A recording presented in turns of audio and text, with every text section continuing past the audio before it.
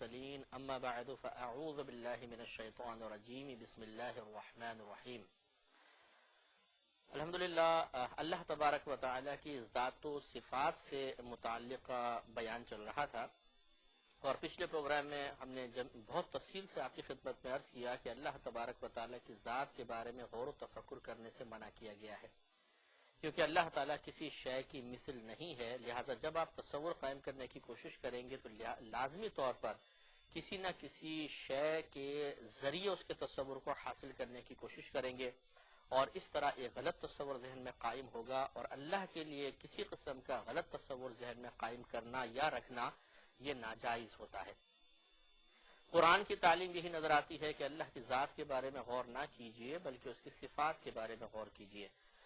اس سلسلے میں اگر آپ سورۃ الاخلاص کے شان نزول کے بارے میں غور و تفکر کریں یا اس کو سنیں تو زیادہ بات واضح ہو جاتی ہے، اور معلوم یہ ہوتا ہے کہ شریعت یہی چاہتی ہے، اللہ تبارک و تعالیٰ اس کے رسول کریم صلی اللہ علیہ وسلم کی رضا یہی ہے کہ ہم اللہ کی صفات کے بارے میں تفصیل سے غور و تفکر کریں، لیکن اس کی ذات کے بارے میں بالکل غور نہ کریں۔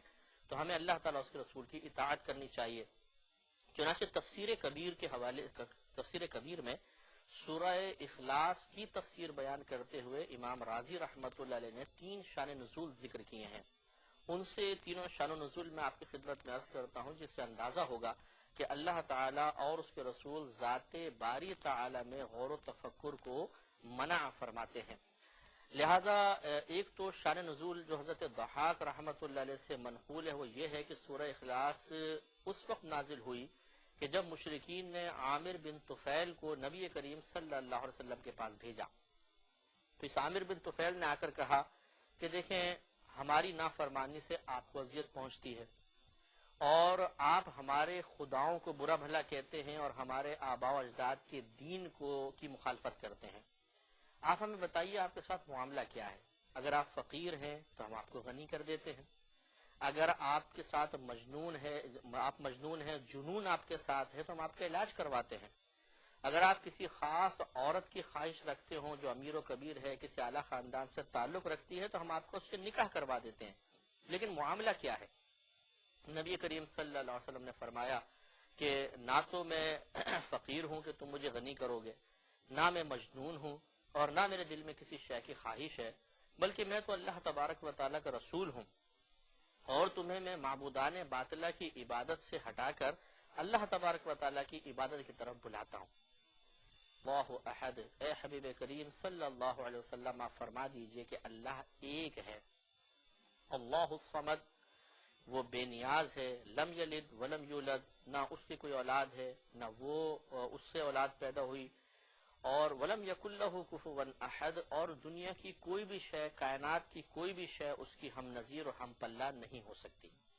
تو دیکھیے ذات کے بارے میں بالکل کوئی نشاندہی نہیں کی گئی، بلکہ صفات، ایک ہونا صفت، بے نیاز ہونا صفت، کسی کے اولاد نہ ہونا صفت، اس سے اولاد نہ ہونا ایک صفت، کسی کا اس کے ہمسر نہ ہونا، یا سب سے علیحدہ ہونا، بالکل مطلب واحد ہونا، اکیلا ہونا، بے نظیر ہونا، یہ اللہ تبارک و تعالیٰ کی صفات ہیں، اور یہ بیان کی گئی۔ ذات کے بارے میں کلام نہیں ہوا، اس سے معلوم ہوا کہ اللہ تبارک و تعالیٰ نہیں چاہتا کہ اس کی ذات کے بارے میں غور و تفکر کیا جائے۔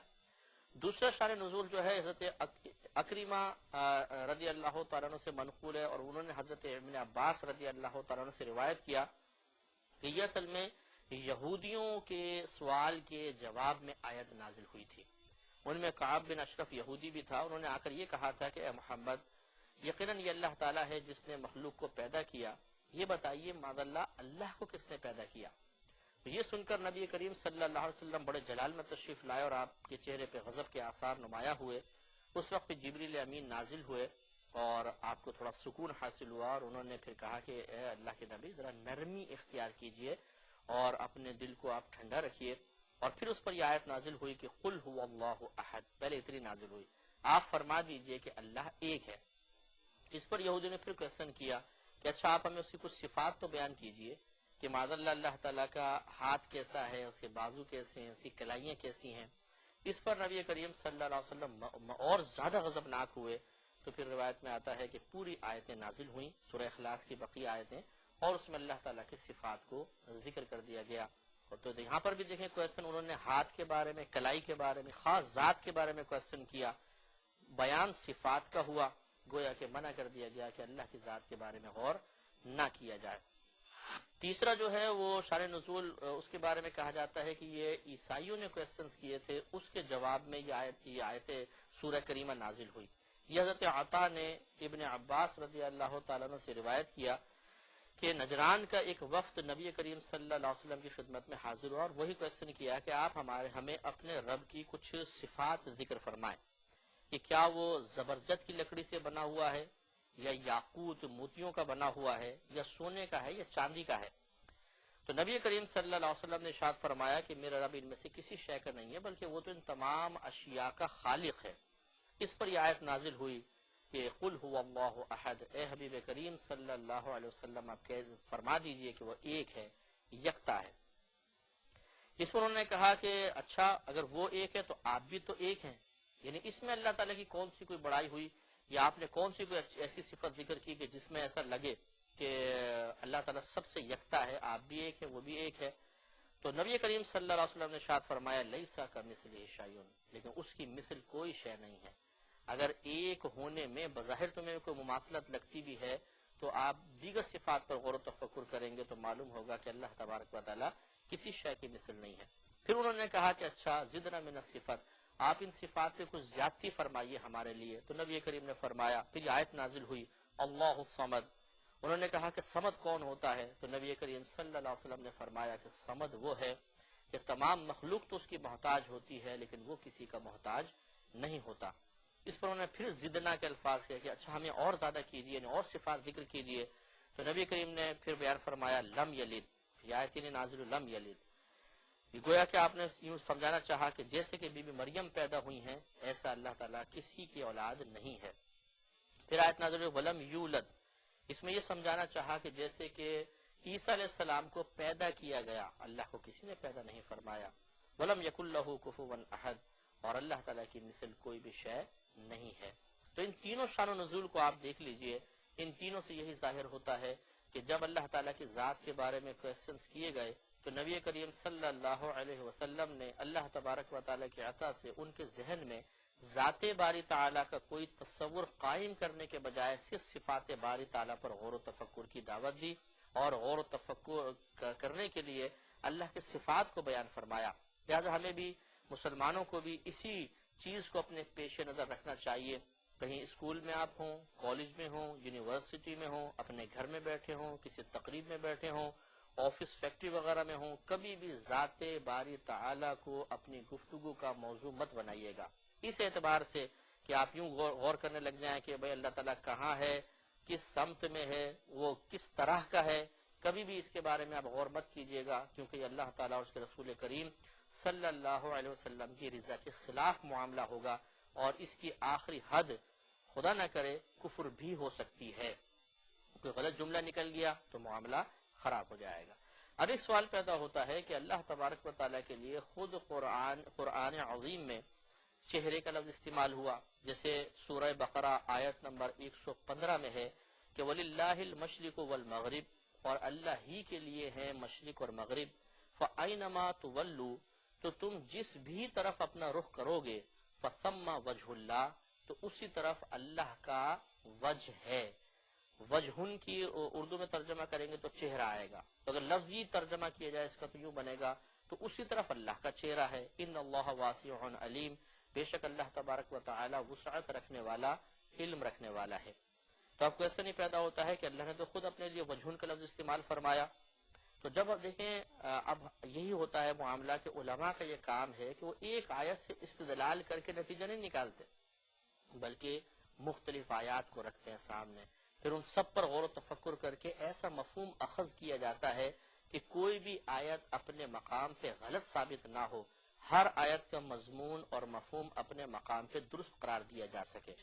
لہٰذا علماء نے فرمایا، جب اللہ نے فرما دیا، سورہ شورى آیت نمبر 11 آپ کی خدمت میں بیان کی تھی کہ لیسا کمثلہ شیء، اللہ کی مثل کوئی شے نہیں، تو ہمارا تو چہرہ ہے، تو اللہ کی مثل کوئی شے نہیں، اس کا مطلب اللہ کا چہرہ نہیں ہوگا۔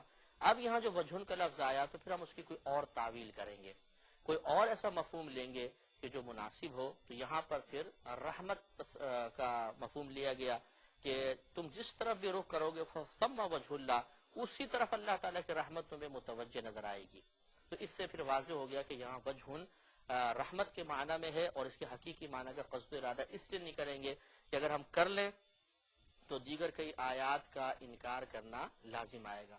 اسی طریقے سے ہاتھ کا لفظ بھی استعمال ہوا کہ ان الذین یبایعونک، اے حبیب کریم صلی اللہ علیہ وسلم، بے شک وہ صحابہ یا وہ لوگ جو آپ کے ہاتھ پر بیعت کر رہے ہیں، انما یبایعون اللہ، محض وہ اللہ تبارک و تعالیٰ کی بیعت کر رہے ہیں. ید اللہ فوق ایدیہم، اللہ تبارک و تعالیٰ کا ید ان کے ہاتھوں کے اوپر ہے. ید مانے ہاتھ ہوتا ہے، تو اللہ کا ہاتھ ان کے ہاتھوں کے اوپر ہے. اب یہاں بھی بظاہر ید کا لفظ ہے، لیکن وہی تعویل ہے کہ اللہ تبارک و تعالیٰ کا خصوصی کرم، اللہ تعالیٰ کی خصوصی تائید ان کے ساتھ ہے. اسی طریقے سے ساق کا لفظ استعمال ہوا. ساق اردو میں پنڈلی کو کہتے ہیں، یعنی ساق عربی میں پنڈلی کو کہا جاتا ہے، اردو میں اس کا ترجمہ پنڈلی ہوتا ہے. اللہ تعالیٰ نے فرمایا سورہ قلم آیت نمبر 42 میں، اللہ نے فرمایا کہ یوم یکشف عن ساق، جس دن کھولی جائے گی پنڈلی. اور یہ حدیثوں میں ہے کہ اللہ تعالیٰ اپنی پنڈلی کھولے گا. تو اب معاذ اللہ یہ پنڈلی جو ہوتا ہے گھٹنوں سے لے کر اور نیچے جو ٹخنے ہوتے ہیں پیر کے، اس کا جو درمیانی حصہ اس کو پنڈلی کہا جاتا ہے. تو ایسا لگتا ہے کہ اللہ کے لیے بھی کوئی پنڈلی ہے، لیکن یہاں پر جو مفسرین کرام نے پھر تعویل پیش کی وہ اللہ تبارک و تعالیٰ کی قدرت عظیمہ مراد لی. جس دن اللہ تعالیٰ کی قدرت عظیمہ کا اظہار ہوگا کہ جہنم پورے شعلہ زن ہوگی، وہ تمام مخلوق وہاں پر موجود ہوگی جو مر گئے تھے، مٹی میں مل گئے تھے، جل گئے تھے، ختم ہو گئے تھے. اللہ تبارک و تعالیٰ نے ان سب کو زندہ کر کے وہاں جمع فرمایا. اتنی عظیم قدرت کا اظہار ہوگا. اسے پنڈلی سے تعبیر کیا، جیسے پنڈلی مضبوط ہوتی ہے اور پورے جسم کا بوجھ اٹھاتی ہے تو اس میں ایک عظمت اور قوت ہوتی ہے. وہاں پر اصل میں اللہ تعالیٰ کی قدرت اور عظمت کا اظہار مقصود ہے، اس لیے لفظ استعمال کیا گیا. چنانچہ جو پہلی آیت تھی سورہ بقرہ 115 نمبر آیت تھی، دوسری سورہ فتح آیت نمبر 10 اور تیسری سورہ قلم آیت نمبر 42، تینوں میں اللہ تبارک و تعالیٰ نے کہیں وجہن کا لفظ استعمال کیا، کہیں یدن کا، اور کہیں اللہ تبارک و تعالیٰ نے پنڈلی کا لفظ استعمال کیا. لیکن ان کے تعویلی معنی لیں گے، حقیقی معنی کا قصد ارادہ نہیں کیا جائے گا، کیونکہ اگر حقیقی معنی کا ارادہ کیا جائے تو پھر دیگر آیات سے اس کا ٹکراؤ پیدا ہو جائے گا. اس لیے اللہ کے لیے یاد رکھیے ان میں سے کوئی عضو ثابت نہیں کریں گے. اب چند عقائد جو قرآن سے براہ راست ثابت ہیں. عقیدے تو دیکھیں اللہ تعالیٰ کی ذات سے متعلق بہت زیادہ ہے، اور میں نے آپ کی خدمت میں پہلے عرض کیا تھا کہ عقائد کو ثابت کرنے کے لیے چار طرح کے دلائل دیے جا سکتے ہیں. قرآن سے دلیل، حدیث سے، یا عقل سلیم سے، یا سواد اعظم سے. لیکن ہماری جو گفتگو ہوگی وہ قرآنی دلائل پر ہوگی کہ قرآن سے اللہ تبارک و تعالیٰ کے لیے کون کون سا عقیدہ ثابت ہے. ہاں اگر ضمن میں موقع مل گیا تو انشاءاللہ چند مزید عقائد جن کا تعلق فقط عقل سے ہے وہ بھی انشاءاللہ عرض کر دیں گے، تاکہ اب عقائد کی بات ہے تو اللہ تعالیٰ کی ذات کے متعلق تقریباً عقائد ہمیں معلوم ہو جائے. لیکن ہماری بنیاد قرآن عظیم ہی ہوگی کہ قرآن عظیم میں اللہ تعالیٰ کے بارے میں کیا کیا عقیدہ ذکر کیا گیا اور ایک مسلمان کو اسے اپنے ذہن میں کس طرح رکھنا چاہیے. چنانچہ سورہ بقرہ آیت نمبر 255 میں آیت الکرسی ہے. اللہ تبارک تعالیٰ نے فرمایا کہ لا تأخذہ سنۃ ولا نوم، اور نہیں پکڑتی ہے اسے اونگ اور نہ نیند.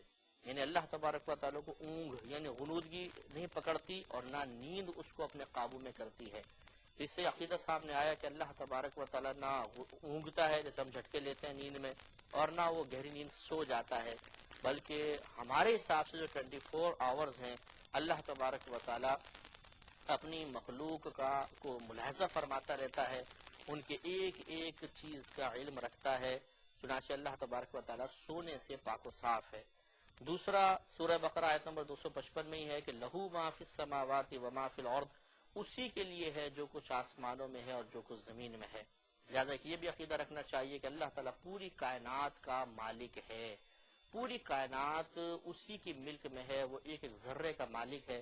اللہ تعالیٰ نے واضح طور پہ قرآن عظیم میں بیان فرمایا. تیسرا یہ کہ بھی سورہ بقرہ آیت نمبر 255 ہے کہ وَلَا يَئُودُهُ حِفْظُهُمَا، اللہ تبارک و تعالیٰ کو ان دونوں کی حفاظت یعنی زمین و آسمان کی حفاظت تھکاتی نہیں ہے۔